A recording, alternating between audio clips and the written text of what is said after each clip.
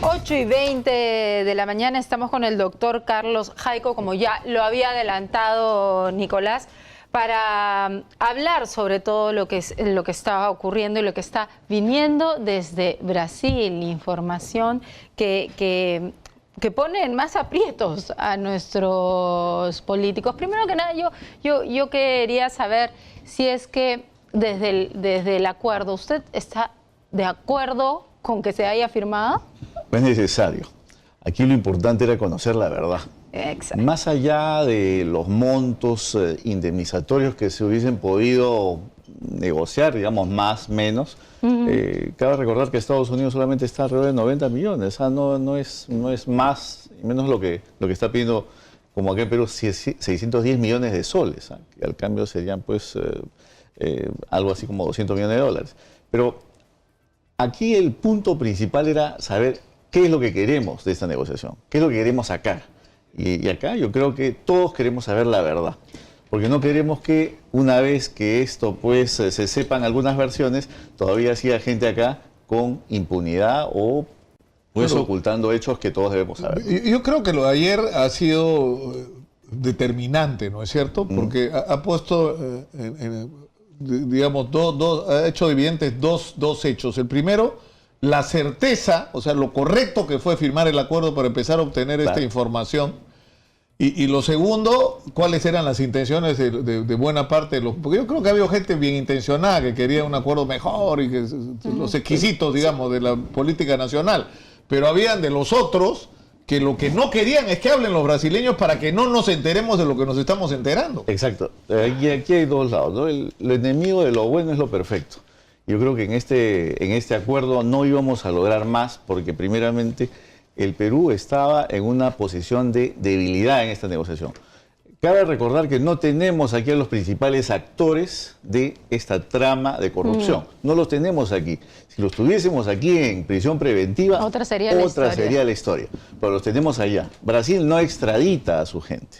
¿De acuerdo? Ellos no extraditan a sus ciudadanos y todo el proceso se va a pasar allá. Entonces lo único que nos queda a nosotros es un acuerdo en el cual podamos tener toda la información para que acá puedan ser juzgados los responsables. En el marco de esta firma ha sido importante también tener estos interrogatorios y tener algunos datos de lo que se sabe, porque yo creo que también nos están dando información para que nosotros sepamos la importancia de lo que estos funcionarios están diciendo.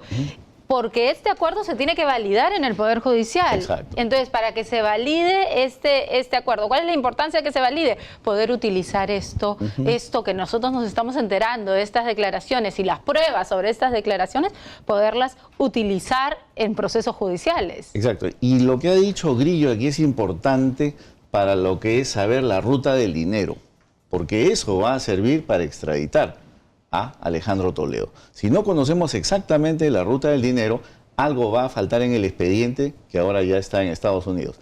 Y precisamente en esto se sabe que 26 millones, por ejemplo, han ido a las cuentas de Maiman, pero no se sabe cómo, ni por dónde, ni qué estructuras offshore se han utilizado para llegar ahí. Porque ahora lo que se sabe es de que Maiman había abierto cuentas en Costa Rica, por ejemplo, ¿no? Como Milan Ecotech o pues EcoState, a las cuales pues alimentaba con 8 millones, 9 millones. Y a partir de ahí, esas dos, digamos, cuentas offshore alimentaban lo que vino a ser Ecoteva.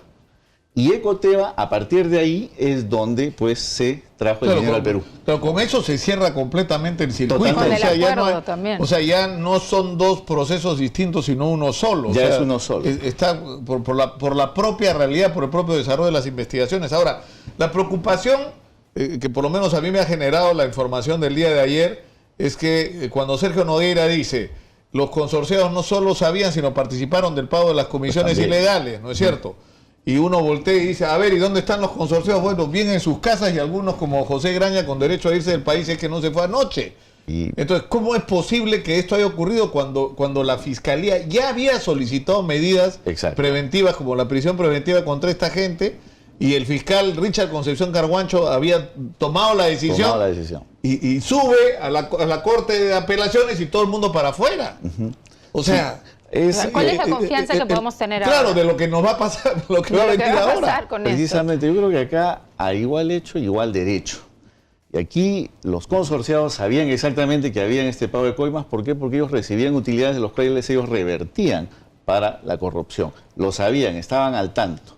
Ahora, pues, es hora de que ya un fiscal pues pida la prisión preventiva de aquellos responsables, porque, como bien decimos, es raro que estos consorciados ya se tenían las sospechas de que estaban al tanto de toda esta trama de corrupción que había con Odebrecht, pues ahora se confirma con estas declaraciones y que no pase nada en esta semana. La verdad que me extrañaría mucho. No, eso claro, nos daría mucho que pensar además, del Poder Judicial. Porque además lo que ha ocurrido es que se han contratado compañías, estas contables, para que limpien la contabilidad. Claro. Se ha presionado a empleados para que emitan declaraciones o para que firmen documentos para justificar estos movimientos que no podían justificar porque era para el pago de comisiones ilegales, y se han desprendido de su patrimonio. Exacto. Porque muchos de ellos se desprendieron, ya vendieron o transfirieron, entonces ya no tienen nada en este momento que se les puede embargar. Y ese es el problema. Mientras más tarda la justicia, más pues todo este tipo de actos dilusorios pueden tomar lugar. Y aquí la nueva gestión de Graña y Montero, por ejemplo, en su último comunicado ha dicho que ellos no tienen absolutamente conocimiento sobre ningún tipo de corrupción que haya existido. Yo creo que eso pues es un poquito difícil de comprender. Ellos, pues, no porque asumen nuevamente, o sea, de manera ahora por estos hechos, la gestión de Graña y Montero, tienen que desconocer lo que pasó. Aquí hay una consecuencia de todo lo que han hecho y creo que ahí ellos tendrían que ser llamados pues a esclarecer estos hechos, ¿no? El problema es cómo puedes confiar. O sea, por ejemplo, hay toda una controversia sobre si debe permitir que Odebrecht siga operando o no. Entonces, una discusión que tú puedes tener con una empresa que te acepta que ha cometido delitos, que te da información, que paga reparaciones, ¿no es cierto? Y que colabora en que la verdad se sepa y que la red de corrupción se desarticule. Con otra empresa que no reconoce ningún delito, que manipula para ocultar información, ¿no es cierto?, que niega todo y que pretende que las cosas sigan igual y que presiona al sistema de justicia. Porque a mí no me vengan con historia. O sea, ¿cómo es posible que ninguno de los miembros, ¿no es cierto?, del Club de la Construcción, ni ninguno de los señores de las consorciadas de Odebrecht está con prisión preventiva? ¡Ninguno! Nadie. Y el señor Graña no tiene impedimento de salida del país. Y hace rato que sabemos que era uno de los socios principales de Odebrecht en esta red de corrupción. O sea, el señor es igual que usted, señor, señora, que me está escuchando, me está viendo igualito. O sea, tiene los mismos derechos, las mismas prerrogativas, porque es como que el señor no hubiera tenido nada que ver con esta historia, ¿no? Nada. O sea, Exacto. ahí pasó algo, ahí arriba ha pasado algo. O han actuado por temor, o han actuado por presión de que el señor Graña es el accionista principal del más grande conglomerado de medios de comunicación, o ha ocurrido algo peor, a lo que tenemos absoluto derecho a sospechar, ¿no? Exactamente. Y aquí yo creo que ya con todas estas informaciones que tenemos, ya una carpeta fiscal debe estar siendo ya ordenada en este momento para que se haga una prisión preventiva. Porque mire, esto también nos trae a colación una gran pregunta, que es la penalización, por ejemplo, o la criminalización, si se quiere llamar así, de las personas jurídicas. ¿De acuerdo? Mucho se ha hablado al respecto. Pero yo creo que en este caso, por ejemplo, donde esta estructura está sirviendo para cometer delitos y la cabeza misma está permitiendo que esto se haga, y más aún se niega a dar la información que ya nos está llegando por otro lado, yo creo que aquí se debería pasar pues a una, yo diría, más que nada, supresión de los derechos que tienen para seguir funcionando. Porque mire, no se puede mantener una estructura que ha cometido delitos y no se puede permitir tampoco que esos delitos perduren en el tiempo, porque eso significa burla para todos los una peruanos. pregunta, ¿cómo se maneja el tema? Porque, es decir, tiene que haber alguna manera de enfrentar una situación como esta. Tú tienes a la gente del Club de la Construcción y a la propia empresa Graña y Montero que están ganando licitaciones. Siguen contratando En la con el reconstrucción en este momento, es decir, los estamos investigando para meterlos presos por habernos robado, los vamos a embargar y no sé qué más va a pasar con ellos. Y por otro lado estamos actuando como si no pasara nada, permitiéndole que sigan haciendo obras. Es más, ¿por qué no puedo sospechar que siguen actuando de la misma manera y están pagando comisiones ilegales? Y que lo sabremos de aquí a algunos años a lo mejor. Y ese es el problema, que no se sabe de qué manera siguen funcionando porque este sistema de corruptela no se sabe si ha sido desbaratado totalmente. O sea, a lo mejor siguen con las mismas estratagemas. Pero Carlos, tú que con la sabemos. experiencia que tienes, porque tú has trabajado años en la lucha contra el lavado de activos, ¿no es cierto? Yo pienso que el sistema no la está pregunta es derrotado. pero tendría que haber alguna medida de prevención, o sea, de no permitir que se contrate con esta gente hasta que esta investigación termine. Exactamente. Acá el tema es de que nuestra justicia es bien reactiva, no es proactiva.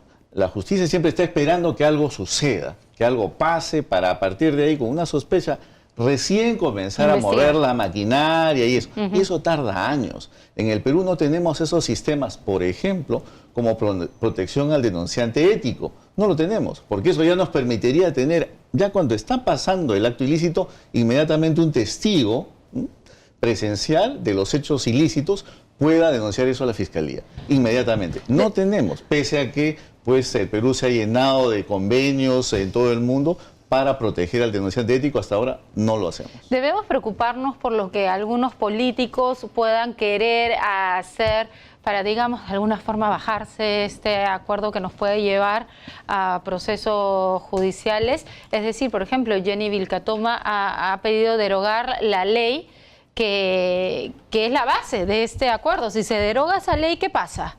Exactamente. Si se deroga esa ley, entonces este acuerdo ya no es válido. ¿Por qué?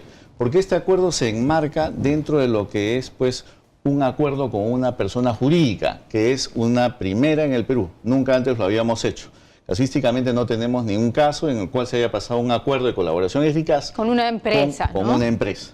Ahora, si precisamente la ley que le da este sustento, ¿no? La 30.373, sí, vendría a ser derogada, inmediatamente pues este acuerdo caería. Pero lo que no se entiende, porque fue el mismo Congreso el que aprobó la ley. El presidente fue el señor Galarreta, con los votos de Fuerza Popular. Y de Lampa. Por eso Vilcatoma está pidiendo a la Fuerza Popular apoyo para derogarla. Lo cierto, para terminar, es que tenemos que ponernos a tono porque es un fenómeno nuevo, con lo fue el terrorismo en su momento. Yo me acuerdo que hubo que modificar el Código de Justicia Militar, porque no nos servía para nada a la hora que los militares estaban enfrentando al terrorismo. Pero, por ejemplo, cuando se estableció el cambio en la colaboración eficaz, que un cabecilla sí podía acogerse a la colaboración, cosa que no se permitía antes, y que era una limitación, porque ¿quién sabía más que el cabecilla? A veces solo el cabecilla era el que sabía la información que te podía ser útil, ¿no?